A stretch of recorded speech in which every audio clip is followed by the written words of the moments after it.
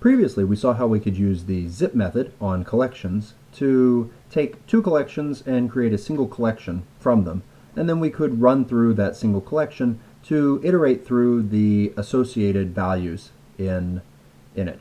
We have also used the zip method, for example, to compare elements to the one that followed them by zipping something with its tail.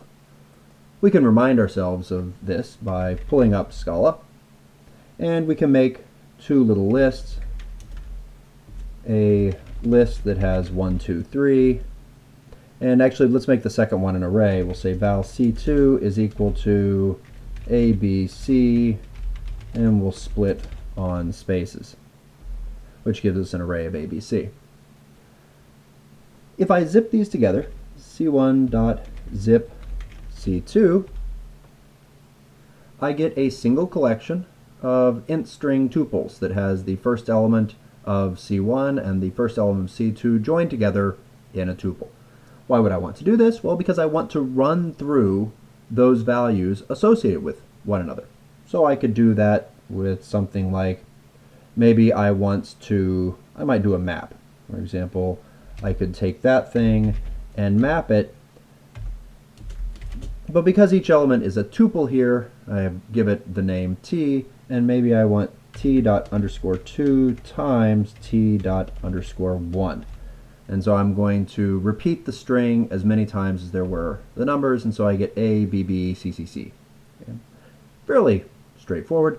What are the drawbacks of this? Well, the first one is the fact that this expression, the first part of this, actually goes through and builds a completely new collection. So there's a fair bit of overhead in zipping two collections. Not only did it have to build a new list, but every element in here was a tuple, which was a new object that was built. So if C1 and C2 were large, this wouldn't be the most efficient way of working with them. In addition to that, we have the fact that this map works on a tuple, and part of the reason that we wanted case classes is because the syntax for pulling things out of tuples, the _1, the _2, really isn't all that nice.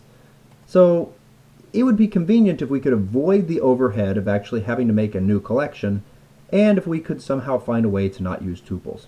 And in fact, it's something that you want to do enough that they added it to the language. And there is a type called zipped, and you can get one of these by taking your two collections, putting them in a tuple, and calling zipped. Most of the time you won't stop here, but we can hit enter and show that there is a tuple2 zipped type that we get back.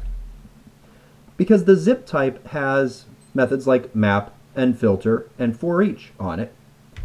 And so I can do the same thing that I did up here by calling map on the zip type, but instead of taking a tuple, this map works on a function of two arguments. So we can call it CNT and STR, and then say I want STR times CNT, and I get the same list that I had before. The only difference is I didn't ever create a new collection of tuples, so this was more efficient. What's inside of the zipped here is logic that can go through these without having to build those whole new collections, and I got to use the syntax of passing in two arguments so I could give these things nice names that were easier to read and to work with. You can also do a zipped on a 3 tuple. So instead of just having two values, you could have 3 collections that you want to run through simultaneously and call zipped on that. And then of course map or filter would take 3 arguments instead of just 2. So that's the zipped type. You never have to use it. You are more than welcome to continue using zip, but if you care about efficiency, it will be more efficient, and if you want a slightly nicer syntax instead of having to use the tuple syntax, it often produces code that's a bit easier to read.